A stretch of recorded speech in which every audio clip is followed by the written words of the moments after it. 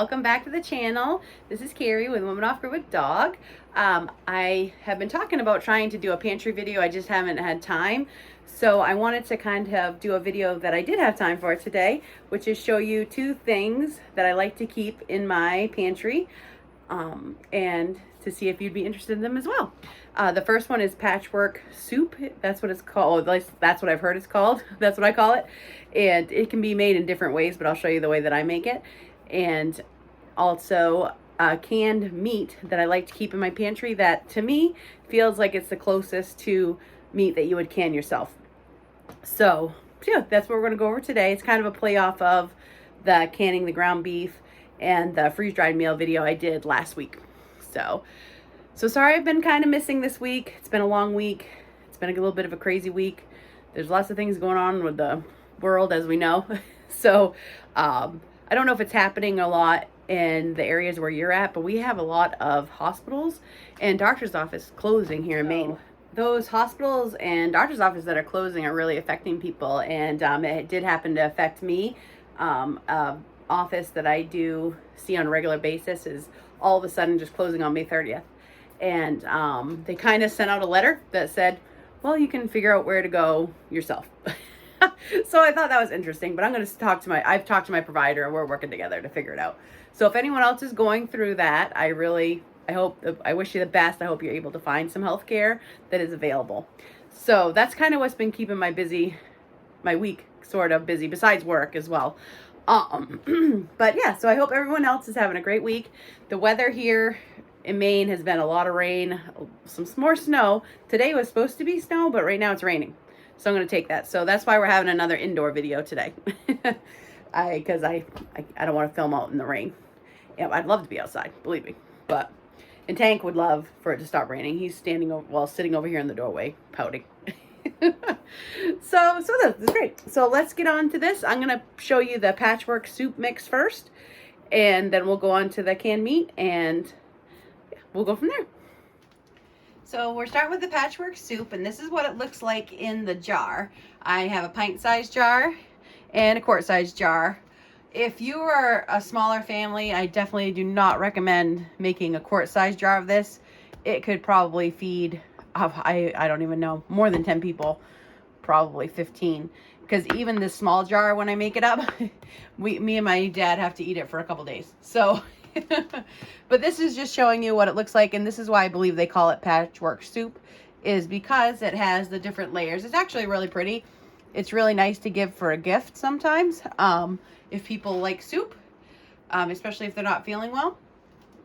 So that's what it looks like in the jar. So now I'm going to get all the ingredients together and show you what those are, and then I'll show you how I make it up. For my version of this patchwork soup, I like to use lentils and split peas and barley. I know that dried beans and things like that are everyone's, prepper pantry staple, but I'm not a super huge fan of dry beans when I want to make something like this, because you have to soak them and it takes them a while to cook. Everything that we put in this can cook in about an hour and a half, and you don't have to pre-soak it. Sometimes 2 hours. It depends on what texture you like to have. So these are good dry staples that you can keep in your pantry, and that will last just as long as beans, but don't take as long to cook. So to start off, you want to start with rice. I tend to use white rice if I want to store it long term, and that is because brown rice, it doesn't have a very long shelf life because of the oils in it. So if you're going to eat it within like 6 months, maybe even a year, that's pushing it a little bit, you could definitely use brown rice. But I tend to stick with white rice just because I know it will last and I don't have to worry about how long it's been on the shelf. So you need white rice. You need lentils. They can be, regular lentils. They can be red lentils, whichever you choose. You could use a little bit of both. I don't have any red lentils right now open, so this is what I'm using. And then you're going to want some barley. And then I have green split peas and yellow split peas. I love split peas. Some people don't like them, but I do, especially in a soup. Just adds flavor. And then the only other thing you need is seasonings. So you need some Italian seasoning, some black pepper, minced garlic powder, and sage. and then salt. I like to use Himalayan salt, but you can use any type of salt. It doesn't matter. So these are the only ingredients that you need to have to go into your jar to make this soup. And it can be made with just what's in this jar, and that's it. And it's a complete protein because of the rice and the lentils and the peas. But you can also add to it. You can add a meat to it. If you have a fresh meat, you can add fresh meat to it. If you have a canned meat, you can add that. You can also add freeze-dried meat if you'd like and put it right in the jar with it. I tend to leave it just plain as a base like this so I can make it whatever flavor I want to when I make the soup. Because you can make it with just water. You can make it with broth, a little bit of both. You know, you can pretty much doctor it up however you want when you go to make it. So that's one thing I really love about this soup mix. It's very versatile. It'll give you many different choices on different flavors if you had to eat it, you know, a couple times in a month because you're eating out of your pantry. You can make it beef flavored, chicken flavored, mushroom flavor, whatever flavor you want. So, all right. So now I'm just going to get a jar and we'll put one in the jar together. And I cooked it the other day, so I didn't want to cook it again. So I will just show you a picture of what it looked like once it was cooked. So let's put it in the jar. So like I shared, I'm going to make this into a pint-sized jar because there's only 2 people and this feeds way more than 2 people. So I'm going to do the measurements for a pint-sized jar. And if you want to make a quart-sized jar like this, you just double it. It's really, this is like the simplest recipe ever. So as far as, and when you put it together, when you do put it in the jar, you don't have to make it, you know, like spread out the colors like this. I just think it's fun. I am still a girl at heart, so sometimes making something that's cute makes me happy. So let's start with the rice. So all of the ingredients, as far as the dry ingredients go, like the rice, the barley, the peas, everything is going to be 1/4 cup. So let's start with the white rice. We're going to put 1/4 cup of rice.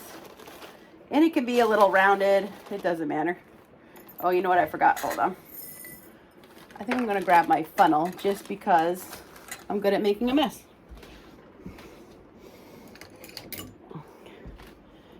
I'm much better at pouring in with that. So let's put that on top. This is just a cheap $2 funnel, canning funnel. So there's the white rice. And all of my ingredients right now are just in plastic bags because I bought some and I'm just making some stuff up. And then whatever I've left over, I'll seal in a Mylar bag. And you can seal all of these ingredients separately and then make them into these things. But I find that it's much more convenient if I just already have the things I need to make patchwork soup in this one jar. I don't have to open up or dig through my Mylar bags to find all of the stuff. So anyway, so that's 1/4 cup of rice. And now I'm going to do the lentils. And that's 1/4 cup of lentils. And if you don't like split peas or barley, you can always just add more of one of the other ingredients. So that's the lentils. And now I'm going to put the yellow split peas in.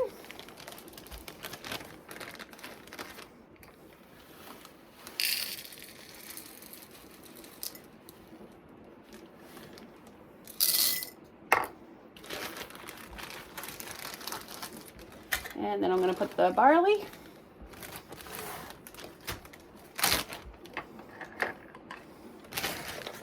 And what's nice about this soup is each like bag of these ingredients, like a whole bag, is only like $1.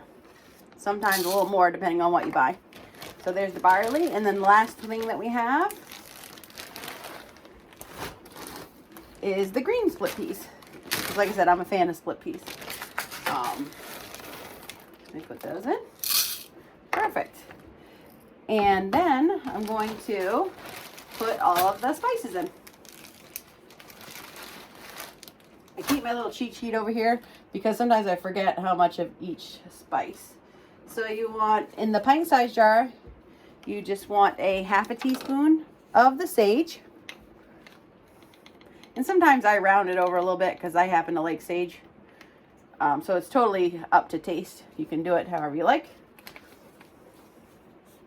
And you want 1 teaspoon Let me move that back out of the way. I don't have a lot of room in my kitchen, as you know, guys. I live in a tiny camp. Then we're going to do 1 teaspoon of the Italian seasoning.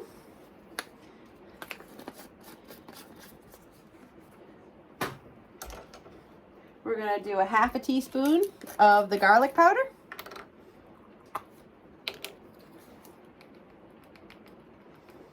And you could add onions to this as well, minced onions or onion powder, but I'm not a huge onion fan, so I tend to leave those out.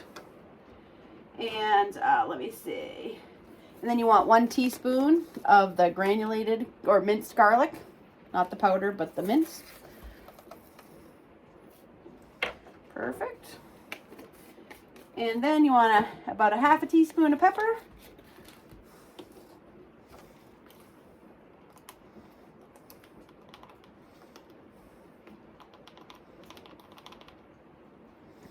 And then it comes to the salt. So I'm gonna, with the salt, sometimes I put it in and sometimes I don't, because if I'm going to use a broth and not just water with this, I don't add the salt because the broth will have salt, and I don't like things too salty. If you know you're just gonna make it with water, definitely add the salt. But I figure I'm gonna leave it out because I tend to like mine to make my soup with a broth along with water. But if you were going to put salt in, then you would do 1 teaspoon of salt. But I'm gonna leave it out. So then I kind of just take a look and see, now that I have a little bit of space left. And instead of wasting space, what I usually do is just add a teeny bit more rice. I didn't in the other jars just to show you what it looks like. But I usually add just a teeny bit more. Just because, you know what, if I'm going to fill a jar, I may as well fill it, right? And also, if you put the rice on top of your spices like that, if you want to seal your jar with a vacuum sealer, you don't have to worry about, or you don't have to worry as much about accidentally sucking your spices into the vacuum sealer. So, and now you just put, and you can put an oxygen absorber. Oh my word, every video I can't say that word. So just laugh at me. It's okay, I laugh at myself. But you can put an oxygen absorber in here and close the lid, and that will take care of it. Or you can, actually, you can just put the lid on. If you're going to eat it with an ear, you can just leave it like that. And if you want to vacuum seal it, you can do that. So I got this is a wide mouth, so I got to take this off. This vacuum sealer, I got it right off Amazon. It's rechargeable.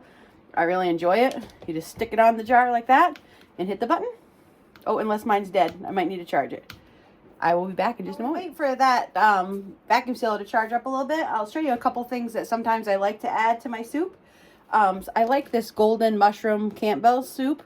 Sometimes I'll add this in along with either like some chicken broth or some beef broth, or sometimes I like to use just the beef consomme. And you can also just use water, like you just use the mushrooms in water or the beef in water, chicken in water. You can kind of play with it and make whatever you would like. And if you do put meat in it that's not cooked, you can put it in right when you begin your soup.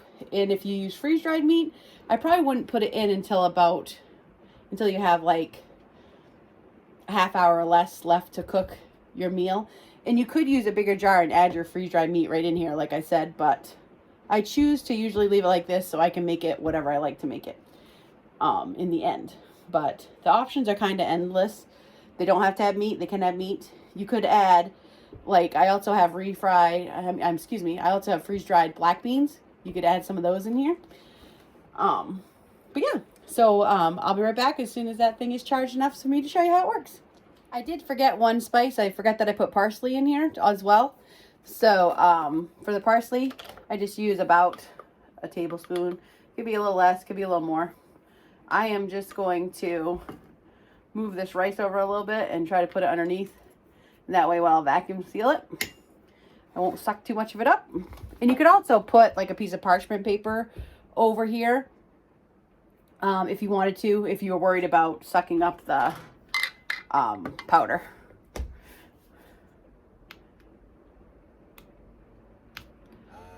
There we go. So you just hit the button, turn it on, and you let it go until it says it's done. And it's not even very loud, which is nice. And this will vacuum seal your jar for you. I'll let it go so you can see how long it takes. It does kind of like count up on the top of the jar, saying whether when you're getting close to 100%. Right now it's at 25%.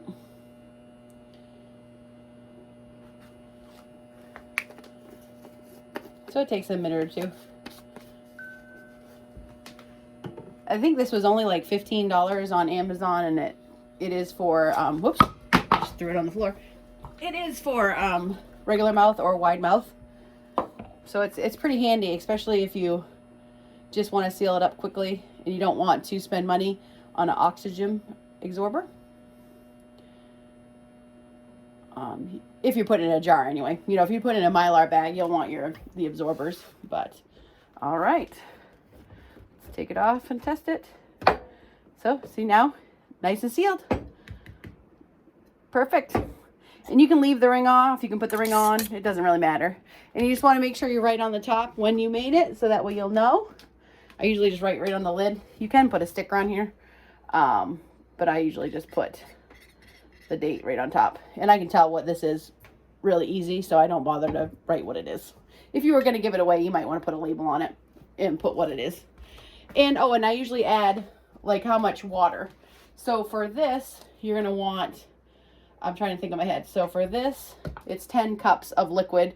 So this, I would do 5 to 6 cups of liquid.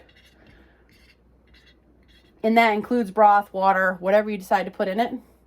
And you have to cook it, you know, bring it to a boil and then put it on a simmer. And you want to simmer it for an hour and a half to 2 hours. And usually about at the hour mark, I will check the water. If it seems to be going down a little bit and it seems to be getting a little too thick, you can add more broth or more water, and you can make your soup as thick or as thin as you'd like it. Some people like thin soup, some people like thick soup. For me, it depends. Depends on the mood I'm in. So I will put the recipe in the description. But yeah, so that is patchwork soup. It's really simple. It's really healthy. I like it that it's just basic ingredients. Nothing too off the top. So yeah. And now I'll talk about those, the canned meat that I prefer. So you guys can maybe give you a couple ideas for your pantry.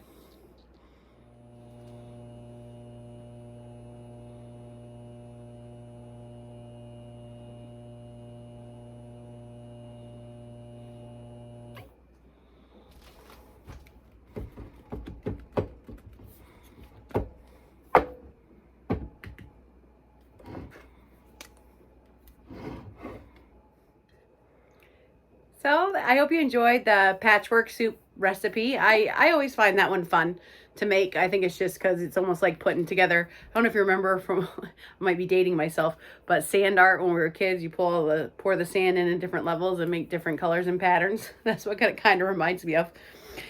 But yeah, this is a great way, like I said, to use pantry staples like lentils, rice, split peas, barley, stuff like that. It's a way to make those things taste good and a way to change them up to make them into different flavors and list tons of different combinations. So the next thing I want to talk about is canned meat.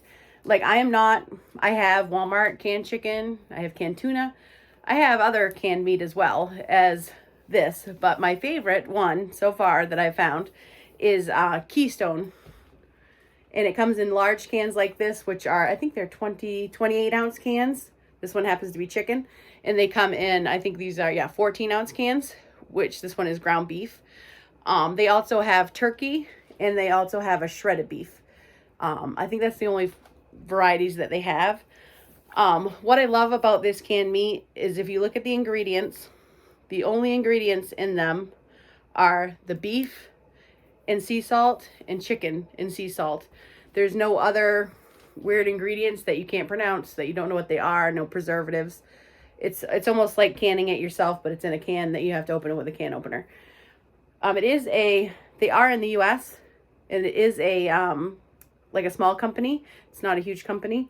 They do get all of their meat locally here in the US, so I like that. yeah, so yeah, fully cooked, no water added, no preservatives. So the only thing is like the stores around me don't carry this, so I have to order it. So sometimes you can find it on Amazon and get free shipping, but sometimes the price per can, you got to kind of weigh it out by price per can. Because if you buy directly from their website, you do have to pay shipping. But sometimes when I add the total up for how many cans I have, plus the shipping, and divide it out by how many cans, it's cheaper to pay the shipping than it is to buy it off Amazon. So please don't fall for free shipping thinking it's going to be cheaper. I looked on Amazon the other day, and it almost made this $10 a can when they're only, I think, 4 something on the Keystone website, maybe 5 something. I haven't checked lately, so it might have changed a little bit. So even when I add the shipping in, this only ends up being about $6 a can. So it's cheaper than Amazon. So, and the fat is in here. So when you open it, I'm going to use this ground beef one today just so I can show you what it looks like inside when you take it out. There is broth in here because it's cooked. You know, they raw pack it in the can and then put it in. So, and there is fat, just like a jar that you can on your own. So when you open it, don't be surprised. There's liquid and there's fat in here. But they don't add water. It's just the natural liquids of the meat. So yeah. So I think this is a great pantry staple. I feel good about eating this. It is a lot less work than canning, and you don't have to have any equipment. So people that don't have the time or the equipment to can, this might be a great choice for you to get a meat in your pantry that you know doesn't have a bunch of preservatives and a bunch of additives.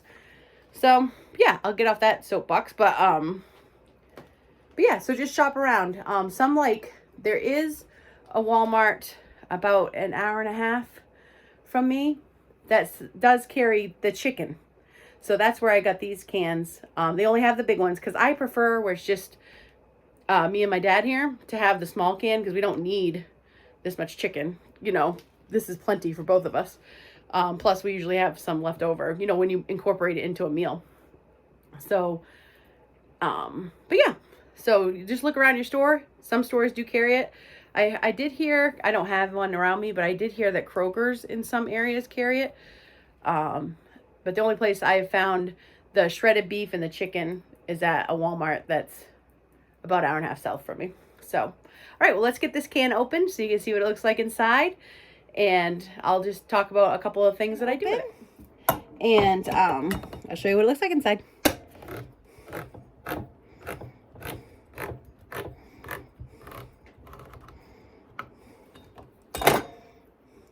So once you get it open, let me get a little closer. You can see the fat up here on the top, and there's some fat on top of the can, and there's your ground beef there. So what I sometimes do if I don't want the fat is I just kind of like pluck it out. You know, you're not going to get it all out, but I'll take out the biggest chunks if I don't want it. Or I might take it out and then add as much of it as I want back in, because sometimes I just don't want it all. It depends on what I'm using it for. But a lot of it tends to be at the top. So then I usually just pour the liquid out if I don't want the liquid. But I usually save it because if I'm making something that I need to like cook with it, like rice or something like that, I'll use this broth to add flavor to the rice. So I usually just dump it into a measuring cup. You don't have to put it in with the fat. Sometimes I'll separate it. But for today's purposes, I'm just putting it all in this thing here. And you'll never get all of the juice out, but you can get the majority of it out. So there's that. Give it a little shake. All right, and now I'm going to turn the camera just a little bit so you can see the pan. And we'll get it. Sorry if it's moving a little bit. Sorry, guys. But there we go. So now, I'm just going to dump it out. Oh, there's the rest of the fat. I knew there was more. It was just hiding on the side. So I'm going to knock that off carefully. So, and like I said, you might want this fat, but you can use it like if you're cooking something that needs butter or oil, you can use this fat for that. So there's that. I'm going to wipe my hand off, excuse me. So now I'm just going to take my spatula, break it up a little bit. And you can see, I mean, you don't have to heat it up. It's fully cooked, but obviously I heat it up usually when I'm cooking. But this is how much ground beef is in that 14-ounce can. Sorry for the jiggling. My stove makes a noise. So I'm just going to turn the heat on low, or like medium, you know, low to medium, and heat it up a little bit. But as you can see, it actually, to me, looks a little more appetizing than homemade ground beef looks, but it tastes the same. You know, they both taste good. This one just, it doesn't tend to, sometimes when you pressure can your meat, it looks a little bit mushy, but it still tastes good and is good for you. So I'm just going to heat this up a little bit.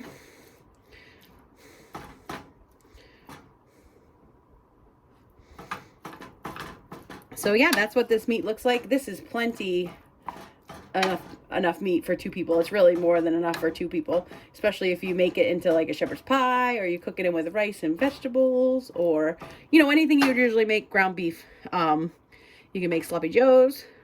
You know, the only thing you can't really do with it, you can't make a hamburger. It's not going to stick together to make a hamburger. Even if you left the fat in there, it's not going to stick together.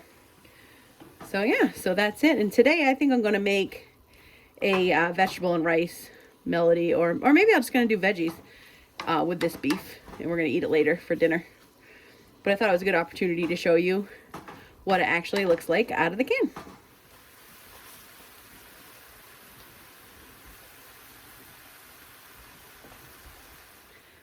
I think that's all I have for today. I hope that these two, I don't know why I just said that, but anyway, I hope that these 2 options showed you a couple of things that you might want to add to your pantry, or just get you thinking about some different things you can put in your pantry. You don't want to get food fatigue eating out of your pantry, so that's why I always say store what you eat what you store.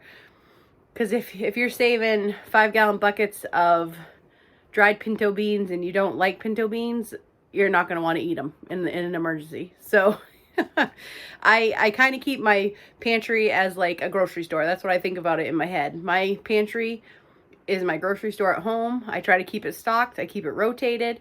I put things in there that I would eat on a regular basis, and try to come up with different combinations. I'll try to show you some of the other things that I come up with out of my pantry as, you know, time goes on.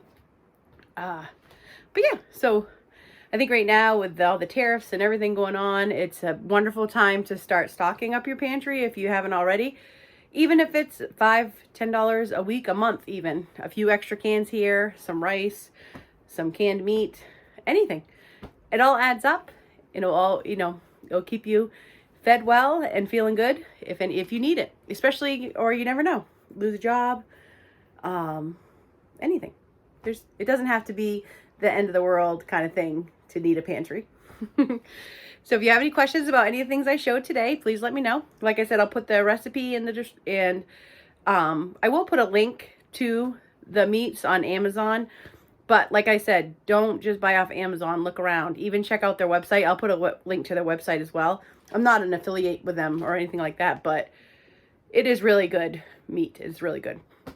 So that way you can check it out for yourself. If you are into the freeze-dried food that I do show sometimes, I do have a link, and I do have a consultant link with them. I'm only really a consultant because it gets me a discount and I get to shop the sales early. But if you do want to use my link, it would be helpful. But you don't have to. You can do whatever you like. But there is a big sale coming up next week for the freeze-dried food. It's their spring sale. So a bunch of stuff's 50% off, 35% off. So it's a good time to stock those things up if you want them in your pantry. But enough about that, Jess. I appreciate everyone watching. You guys are still being great in the comments. They make me laugh. They make me smile. They make me think. I have had a couple weird ones lately. I don't know if anyone's read them. If you did, shoot me a message and see if you laughed about it. They made me laugh. If you didn't see it, just so you don't wonder what it was a person, I'm sure it was like a troll or something, that kept trying to put comments out there about my sexuality, which I thought was hilarious, because I'm like, if you don't have anything better to do than worry about what my sexuality is, then I think you're too bored. And what's even more funny is I'm at a stage in my life where I have no interest in dating anyone, no matter what type of person they are, what sex they are. So that made it even more funny. So anyway, I had to bring that up because some people's comments just blow my mind. But yeah, hopefully tomorrow the weather will be better, and maybe I can just at least show you guys a stream and stuff. Everything is melted pretty much. There's a couple spots of snow left outside, but not very much. And like I said, we were supposed to get snow today, but so far it's been rain, so I'm not complaining about that. But yeah, so keep smiling, keep happy, and I really appreciate everyone that keeps following along with me. Let me know if there's anything you'd like me to do a video about. I think one other video I would like to do if the weather ever clears up is to cook outside with the cast iron Dutch oven on a fire, because I think it's really important to have multiple ways to cook, because you can always run out of propane, you can run out of charcoal, you can run out of gas.